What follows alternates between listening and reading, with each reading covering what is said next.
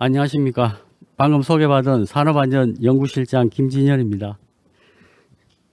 오늘 제가 여기에서 발표할 내용은요. 그 포스트 코로나 시대 우리가 맞이할 일터에서 사망사고를 예방하는 데 초점을 두고 지난 4월 2회 포럼을 거쳤습니다. 세션으로는 4개였습니다. 그때 논의하고 제안된 연구 결과를 제가 요약해서 발표 드리도록 하겠습니다. 최근 수년간 우리는 4차 산업혁명에 대해서 고민을 했습니다. 일자리가 특히 주요 관심사였습니다. 그 와중에 맞닥뜨린 코로나19는 우리의 삶과 일터를 크게 변화시키고 있습니다. 산업안전 분야에서도 새로운 이슈들이 등장하고 있습니다. 산업, 고용구조, 기술의 변화의 측면에서 키워드로 정리하면 박스 내에서 보시는 바와 같습니다. 산업의 경계가 무너지고 있습니다. 사업장의 영역은 이미 없어지고 있고 사업장 소속 근로자라는 말도 근로자성이라는 용어와 함께 혼란스러워지고 있습니다. 산업안전 분야 중에서 사망사고 예방 측면에서 종사자가 급속히 늘어나고 관련 산업에 자본이 집중되면서 사고도 증가할 우려가 높은 것 중심으로 5가지 주요 이슈를 선정했습니다.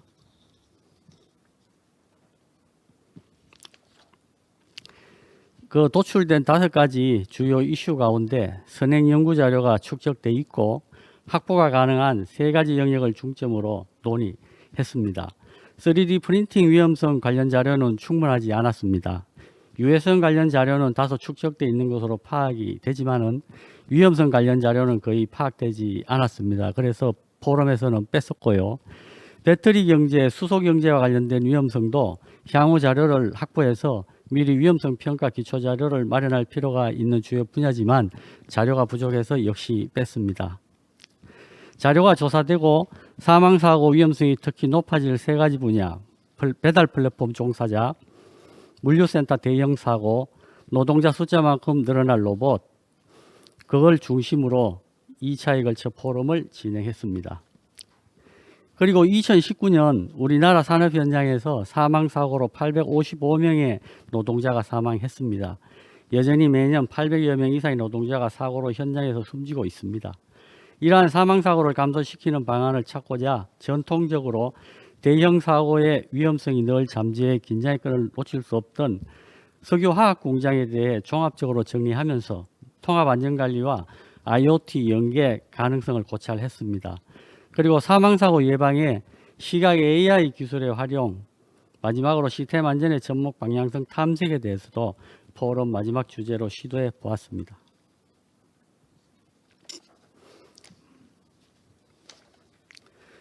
첫 번째로 배달 플랫폼 종사자 사고 위험성입니다. 플랫폼에서는 노동력 시장을 장악하면 공급자 시장을 장악할 수 있고 공급자 시장을 장악하면 노동력 시장도 장악할 수 있습니다.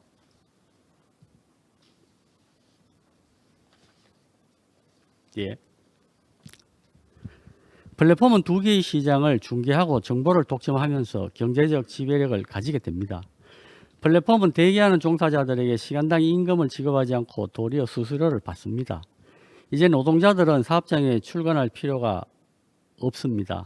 손안에 있는 휴대폰에 앱에 접속하면 됩니다. 플랫폼 노동의 핵심은 플랫폼 기업이 아무런 책임을 지지 않는 것에 있다. 이것이 플랫폼 노동의 위험은 오직 라이더의 책임인가라는 문제를 제기하고 있습니다. 기업들은 서비스의 질 확보 차원에서 철두철미한 매뉴얼에 기반해서 라이더조를 편성해 순서대로 식사를 하게 하거나 GPS 상에서 배달 구역을 벗어나는 라이더들에게 어디 가냐고 전화를 하는 방식으로 관리를 합니다. 하지만 역시 라이더들은 여전히 사장 신분입니다.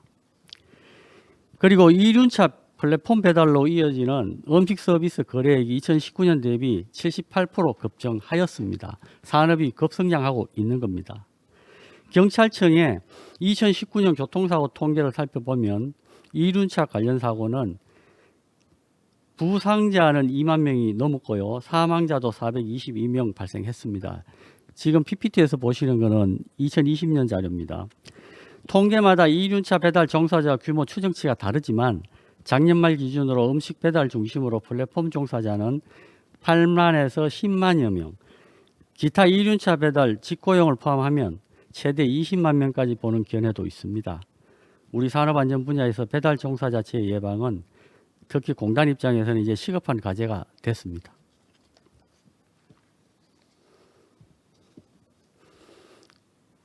이와 관련하여 해결 과제로 다음과 같은 것이 제시됐습니다. 이익을 얻는 자가 책임지는 구조로서 손님과 음식점은 정당한 배달료를 지불해서 라이더들의 배달료를 현실할 필요가 있고, 벌폰 기업들은 매출 기준으로 산재보험료와 고용보험료를 납부하여 라이더 보호에 대한 책임을 져야 하고, 일하는 사람이라면 누구나 노동 3권을 보장받게 해야 한다고 요구되었습니다. 그리고 라이더 사고 예방을 위한 법 제도적 정책 마련, 실시간 데이터 기반의 플랫폼 안전보건 수준 데이터베이스화, 마지막으로 안전 운임을 배달 비용의 내재화 필요하다는 제안이 있었습니다.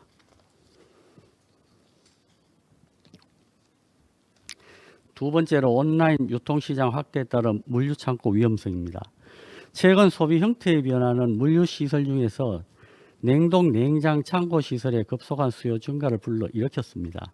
최근 5년간 물류창고 등록 현황은 2016년 177개소에서 2020년에는 735개소로 315% 증가하고 있습니다. 1988년에 부산 냉동창고 화재로 27명이 사망했고요. 2008년에는 이천 냉동창고 화재로 40명이 사망했습니다. 그리고 작년 4월 경기도 이천시 모가면에서는 냉동창고 신축공사 현장에서 내부 마감 작업 중에 화재가 발생해서 또 38명이 사망했습니다. 최근 문제가 제기되고 있는 물류창고 건설 현장의 위험성은 물류창고 건설 프로젝트가 다수 발생하면서 공정관리, 공법 변경 등을 통한 공기 단축, 공사금액 절감 방안이 계속 모색되고요. 공사 중에도 발주자 요구로 인해 잦은 설계 변경이 발생하여 이러한 것들이 작업의 위험을 증대시키고 공기 부담 요인으로 작용하고 있는 것으로 파악됩니다. 그리고 공사 기한을 맞추기 위해 여러 공정의 작업자가 동시 투입되어 혼재 작업하는 과정에서 우레탄 폼, 화학물질, 보양제 비닐, 이러한 가연물들이 주변에 산재된 상태에서 용접 작업이 이루어지는 위험성이 빈번하게 발생하고 있습니다. 이러한 상태에 대한 해결 과제로는 다음과 같은 것들이 제시됐습니다. 사업 구조, 시스템을 개선해야 하고, 설계와 시공 기술성을 개선하고, 현장 자체적으로 작업 허가제를 마련해서 관리 감독의 눈길을 벗어난 작업이나 위험구역 출입자에 대한 통제, 위험공정 작업의 경우에는 반드시 선후행 공정관리를 통해서 계획된 절차와 공사 일정에 맞춰 해당 공사가 진행되도록 철저한 관리가 필요하다는 위험작업 비상상황관리, 현장 밀착형 안전관리 강화, 물류창고 방제 시스템 재정비, 법제도적 개선 방안, 그리고 위험 현장별 데이터베이스 구축 등이 종합적으로 제안되었습니다.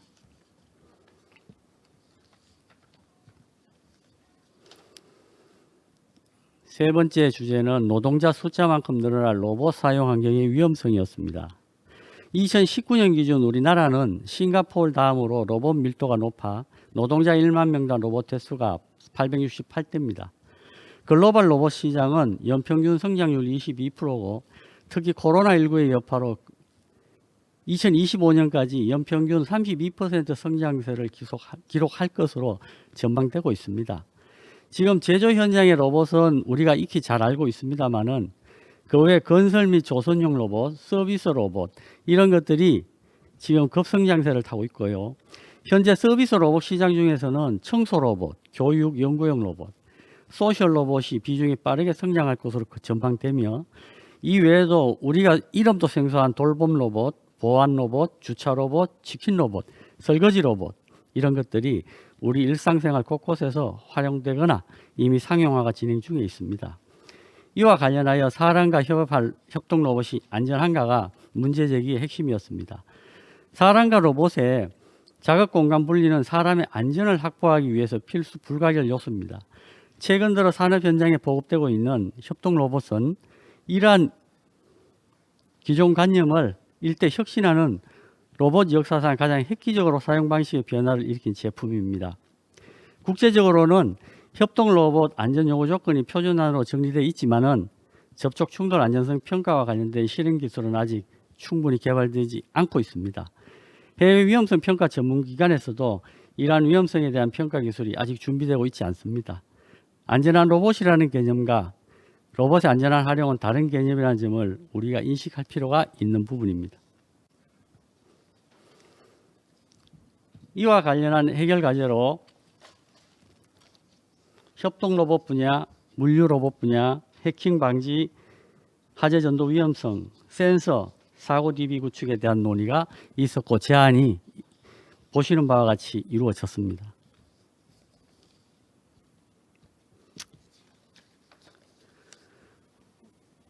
부가적으로 이루어진 주제, 4차 산업혁명 그리고 포스트 코로나 시대 석유화학공장 사망사고 예방에 대해서는 사업장마다 서로 다른 특성을 가진 화학공정은 사고 예방 및 대응을 위해서는 설계, 건설, 운전, 유지, 보수에 대한 멀티스케일의 개청적 안전관리가 필요합니다. 그리고 현재 국내 모 회사에서 개발한 IoT 기반의 밀폐공간 유해가스 감지 시스템이 있습니다. 이것들이 앞으로 그 이상 징후나 중대 결함을 조기에 발견하기 위한 화학공장 설비 건전성 화학 안전관리 기술을 조속히 개발해서 석유화학 회사에 보급하고 산단의 통합안전관리 시스템의 구축 운영할 때 같이 통합할 수 있는 기술의 사례라 여겨집니다.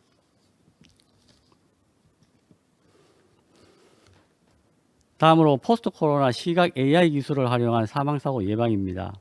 사망사고를 예방하는데 인공지능을 활용하지만 여전히 기술적 난제로 성공이 힘듭니다. 이유는 높은 집중력이 요구되고 시스템이 직관적이지 못하고 복잡하며 저렴한 인건비 때문에 도리어 사람을 쓰는 게 더 나은 경우가 많기 때문입니다. 시각 인공지능 기술을 활용하여 사망사고를 줄이기 위해서는 단계적 접근이 필요하다고 제안되었습니다. 특히 하나의 큰 시스템으로 구성한다는 것을 실제 상황에 적용하기는 어렵기 때문에 핵심이 되는 사건, 사고로 나눌 기술을 적용하고 점차 확대하는 전략이 필요하다고 하는 것이 전문가의 조언이 있었습니다. 마지막으로 포스트 코로나 사망사고 예방에 시스템 안전 접목 방향성 탐색을 했습니다. 사고에 대한 시스템 접근의 필요성이 커지고 있습니다. 기존에 우리 사고 조사에 대한 접근 방식이 재해를 감소시키는 데 효과가 있었지만 사고 관련 원인 요소들이 다양해지면서 이러한 사항만으로는 근본적인 사고 예방 대책을 제시하는 경우가 곤란한 경우도 발생하고 있습니다. 일상적인 작업보다는 비일상적인 작업 중에 사고가 발생하는 비율이 높아지고 있습니다. 특히 정비 보수와 같은 비일상, 비정형 작업은 대상 설비와 작업의 유형이 다양하기 때문에 산업안전보건 법과 관련 규정의 안전에 관한 내용을 모두 포함시키기 어렵습니다. 이거와 관련해서 시스템적 사고 분석 관련 연구 과제로 사고 유형과 특성별 어떠한 기법을 적용하는 것이 효과적인지 그 외에 여러 과제가 제안됐고요. 시스템적 위험성 평가 관련 연구 과제로도 안전보건관리 체계의 효율적 분석 그리고 작동 향상 방안 연구 등의 방안이 제안되었습니다. 이상으로서 사망사고 예방을 위해 산업안전 분야에서 논의되고 제안된 연구 결과 발표를 마치겠습니다. 감사합니다.